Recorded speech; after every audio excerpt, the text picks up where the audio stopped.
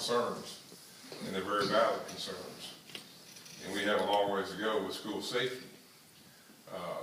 So some of the things that's going on right now in our system are, Mr. Hill here works with the system, but we're doing some safety assessments, looking through our systems at openings. Unfortunately, everybody seems to be, a lot of the calls that I received were about buzz-in systems, and those are good.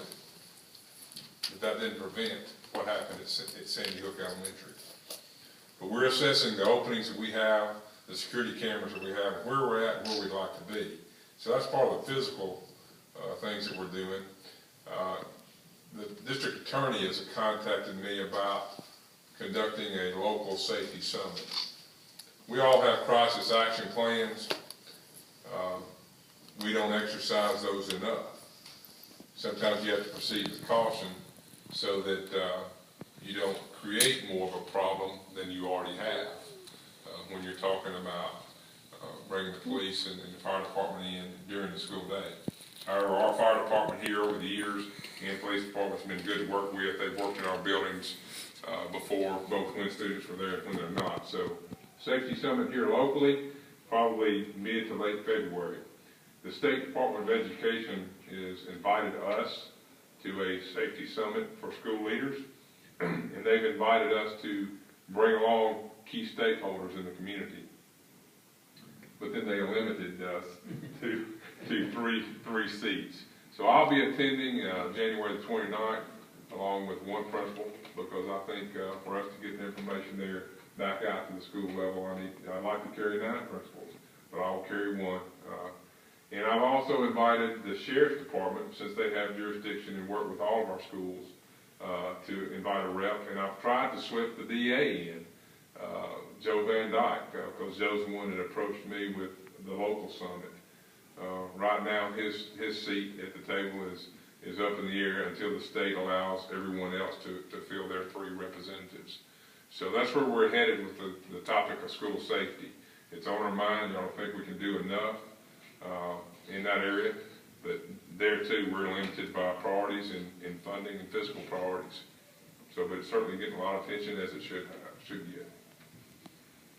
Thank you, sir. Can I say something? Sure. Whatever we can do as a council for the city to help, if you'll keep us informed. I know, I'm sure everyone will agree, we'd like to be involved and help in any way we can. Well, I know that I can call on Chief Baker and his people at any time. The Sheriff's Department's been very good to work with us. Some of the things that we've also received a phone call last Thursday from Tennessee Highway Patrol, and it's not just our district. It's this call came out of Memphis, and because we're part of the Memphis district, and there was a lieutenant, and I've made all my principals aware that they're stepping up their patrols, coming through just doing what they call drive-throughs in the parking lots, but they asked permission to, on occasion, get out and go and check with the principal, and I immediately authorized that, and validated who I was talking with, and put that information out to the principals. So as we go down this road to look at our crisis action plans, and not just the physical security pieces, the doors that we need to reconfigure, or look at all, assess where we're at. How many openings are there at Central High School? Mr. Hill and Mr. Doyle went through the 3 Bolivar schools late last week, and there are in excess of 75 doors and entryways into Central High School alone.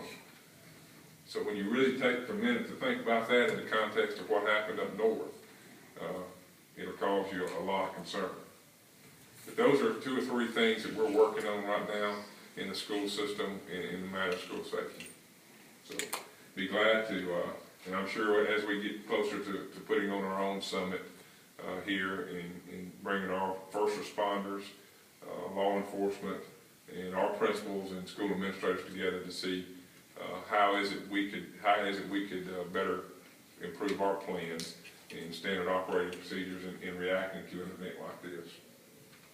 I'll be more than happy to come back and report to you. Anything we can do. Sure. Thank you, Mr. Rowan. All right, thank you. Thank you.